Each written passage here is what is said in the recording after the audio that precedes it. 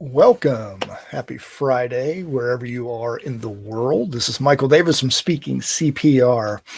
Um, I'm going to be talking today about 3 hacks to supercharge your stories. And if you follow me at all, I'm newer to using StreamYard as a tool to live stream. I'm already having technical issues right when I started. So if you're willing, let me know in the chat box if you're picking up an echo, because I've got my earphones in trying to make this work. So as I teach presentation skills or storytelling skills, I'm also coaching people who follow me on how to best use this technology and how not to make the mistakes I make sometimes. So happy to share those experiences also. But let's get into this. What exactly are we going to pick up today? Number one, you're going to, first of all, you can participate in this. Don't want to forget this. You can use a program I use called Mentimeter, menti.com. This will enable you to answer some questions. If you're familiar with QR codes, use your QR code. You can use this off your phone, or you can just go straight to the website. If you're on a desktop, make sure you pop that code in there, 27250154. Just a couple of questions I'll ask today. Now, keep in mind, your responses are anonymous. I'm not here to try to chase down your IP address to say, why did you answer this question that way? Not the purpose here. Just to help you, give you a chance to participate. We'll ask some questions, not only to see where you are today, but to set up future topics on these live streams. So first question to think about, and you can do this now, you can do a little bit later. What is your biggest storytelling challenge? And you can type in a sentence or two, just pop in, what is your biggest challenge? And we'll come back to these a little bit later to see what your biggest issues are and where we might be able to help. So specifically, what you'll get in this live stream today is, number one, why you quickly need to get into your story. Number two, how to create relevant conflict. And number three, how to deliver memorable moments. So let's talk about why you quickly have to get into your story. One of the biggest challenges I see for storytellers is that they often give too much backstory, meaning they give a lot of details to set up the action. Everybody's guilty of this at some point. However, if you want to capture people's attention quickly today, you got to bypass a lot of that and get right into the action. So for example, one of my signature stories is how I got involved in speaking in the first place. I was a certified financial planner back in 1994. I'm sitting in my boss's office. He hands me a stack of papers, and I look at them and say, well, these must be the evaluations from my last retirement planning workshop. And he says, oh, yeah. What's this? Is this any good or what? He said, oh, just read them. You're going to love this. And immediately I'm put into a situation where something bad is coming. You can just tell by the setup.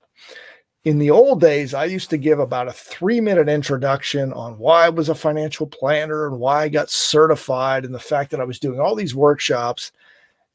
And it wasn't helping. No, it was just too much. People are getting bored. So I have that quick setup and I get right into it. So as you're doing your setup for your story, just give 3 quick details. The date helps. It gives us some context on when this happened, maybe specifically where you are. Like, I'm in my boss's office. I don't think I mentioned here, but it was back in late 1994. And then I'm into the scene. That's all we need. If people are interested in learning more about your story, they'll ask you later once they see that you have some benefit to provide. Don't make the mistake of thinking that people want all that information until they know how you can help them. So that's your first tip, is as far as quickly getting into the story. Avoid all the backstory, give 3 details, and also do what we call avoiding the pleasantries. I'm not saying don't be nice to your audience, but don't hit them with the thank you. It's great to be here. I appreciate everybody being here. Nobody wants to hear that.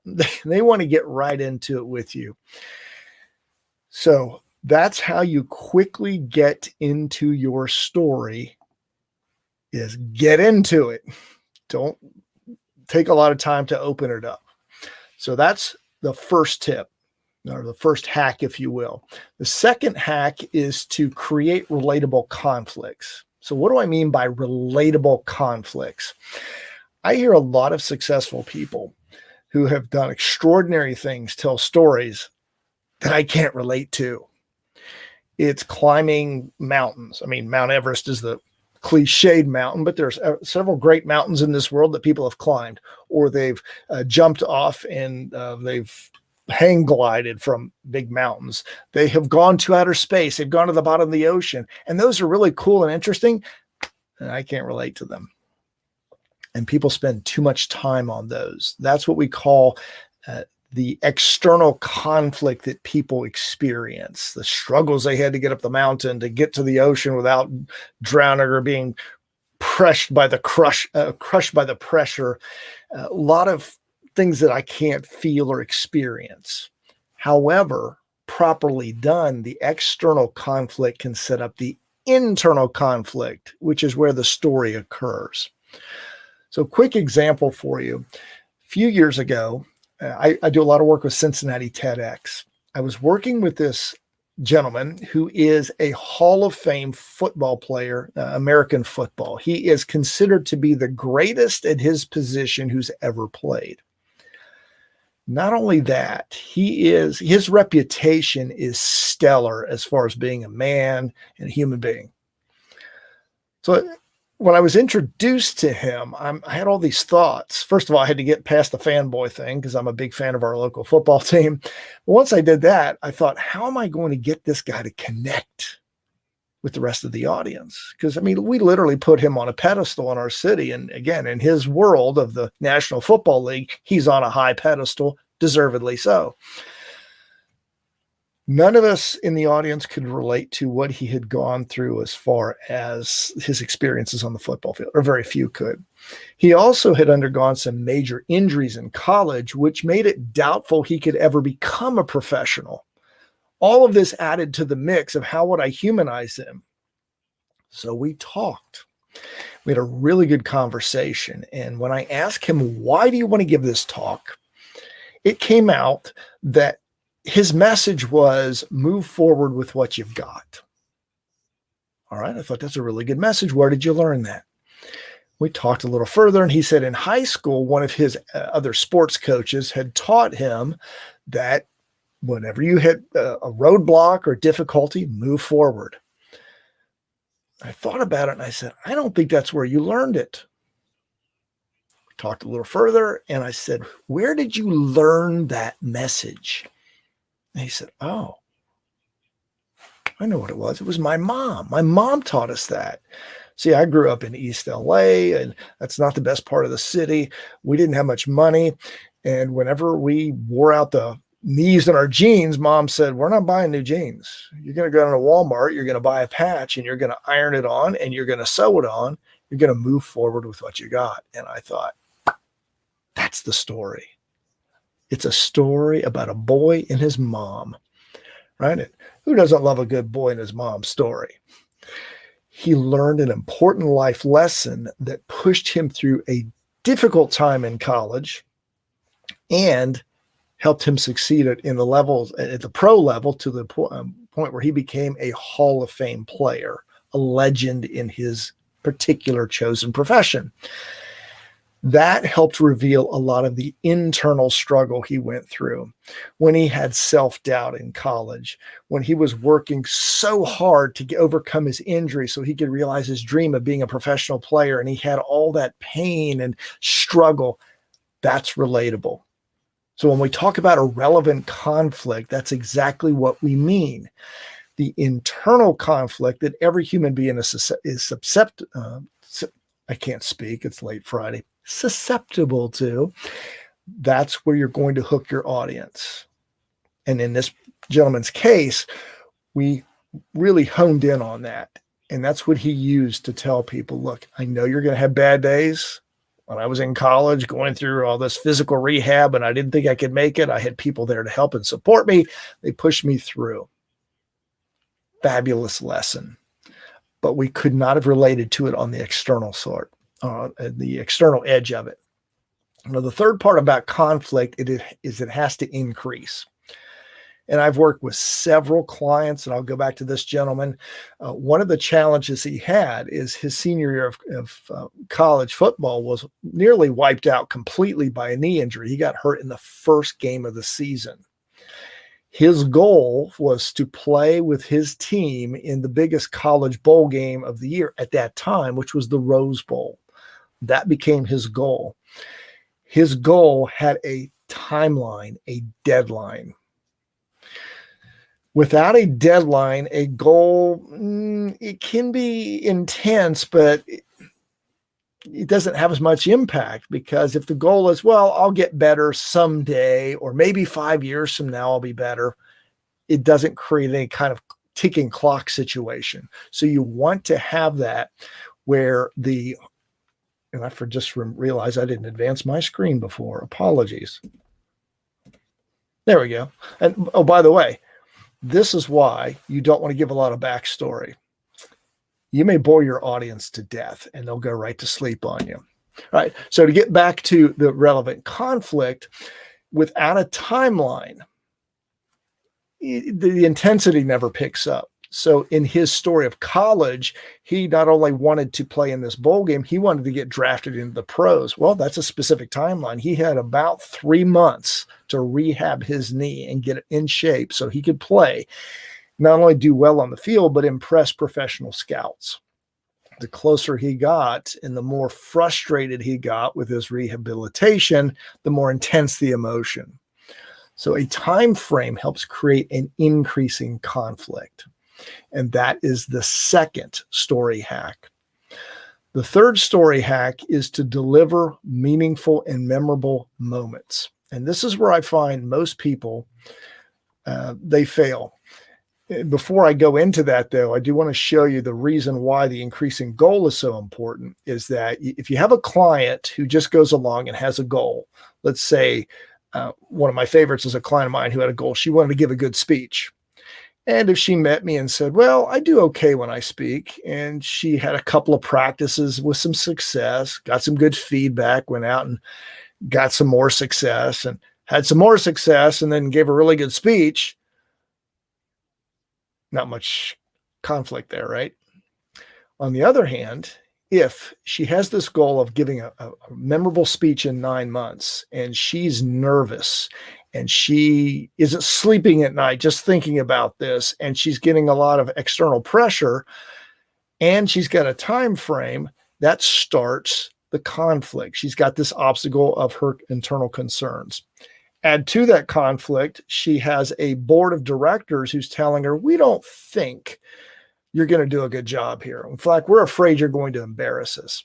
That increases the conflict and the tension. That's another obstacle. And then 2 or 3 months into her work with her coach, they have a bit of a conflict, and that he says, I don't think I'm the guy for you. It's not you. It's not your style. It's just, I don't think we're a good mix. Maybe you need to go get another coach. Well, she likes her coach. She realizes it's her who keeps getting distracted and she's not truly doing the work the way she should. That adds to the conflict. Now she's pressing against time. The clock is ticking. Her big speech is coming up, and the closer she gets and she hasn't resolved these problems, the more intense it gets. Eventually, she overcomes all those goals. She gives a great speech and she succeeds. That's the difference between having no conflict with really no time frame versus having a ticking clock where she has to get this done, or else it's going to be a real problem for her and her business. So I want to make sure I cover that in the conflict to make sure it's relevant and increasing. The third is memorable moments. This is where most people drop the ball. There are 2 key moments in most speeches or stories that people leave out. It is the moment of crisis. This is when they realize they need to get help. And they're not. And most storytellers just run through this very quickly. They'll say something like, well, And I'll go back to my client who is the professional football player. Most people would deliver it like, well, when I was in college, I had my third knee injury in 4 years. And boy, that's a lot of frustration. I just kind of thought maybe this isn't going to be for me. Not very compelling, is it? Instead, what we need to do is go deep into that moment where it actually happened. And the way it happened was he got blocked. Another player got blocked into him. And he's a big guy. And this is 40 years ago. For his time, he was probably the biggest guy on the field. And when somebody rolled up into his knee, he immediately fell to the ground and had this sharp pain in his knee. And he described how everything just went silent for a few seconds. It's like nobody else was in this stadium filled with 80,000 people. In that moment, he thought his entire future had been destroyed, that he was never going to play again. So when he took me into that moment, I felt like I was right there on the field with him, with all those big guys banging on each other, and I could see him laying on the ground. That's a low point moment. And again, just saying I got injured and I was afraid my career was over doesn't take us deep enough. We don't have that connection. So that's the first point, is go into the low point. Take us in there. What were you thinking, feeling?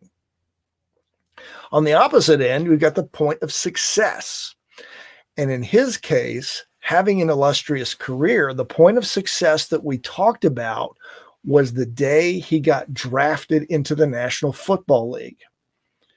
So many people had said, give up on your dream. You're never going to make it. Well, my local team, the Cincinnati Bengals, saw enough in him and did enough medical tests that they said, we'll take a chance on him. And out of however many people were drafted that year, 400 or 500 players were drafted, he was the third player picked. Pretty phenomenal considering his injury history. That was a huge moment of success. Little did he know the day he got the call way back in 1980 that you're now going to be a professional, he was going to have the career he did. So he had many other moments of success, but that was a huge turning point. It made all the work worthwhile. But he took us into, when he tells the story, he talks about getting the phone call and the excitement that he had. And they lived in California at the time, and his wife had no idea where Cincinnati, Ohio was. And that was a funny moment, but he took us into that phone call and the emotion and the relief and the elation, everything involved. A moment which hooked the audience. And the key thing about moments is the more extreme they can be, the better the story. The lower the low and the higher the high, the difference between those two, the better off you are. So those are 3 ideas how you can add more life to your story. Supercharge it so that people will have more of an interest and want to stay with you from start to finish. Just to recap, quickly get into your story. Make sure you're pulling people in right away. Give about 3 details and then get us into the conflict as soon as possible. Number 2, create a relevant conflict. Remember, the external people may not relate to, but the external can set up the internal, the feelings, the fears, the negative emotions that we all share. That's where people will relate to your story. And then number 3 is deliver memorable moments. Make sure you take us into that low point so that we can feel it and feel the pain and the hurt with you, and then help us go along on the ride when you cross that finish line, when you have success, and let us enjoy that moment of elation with you because we go along for the ride. And in business stories, that's the moment that your prospective clients also want to experience. So you can take a successful client story, share that victory, and that will make people want to talk with you even more. So hopefully you got some really good ideas out of this. You can take these right away and put them into your next story.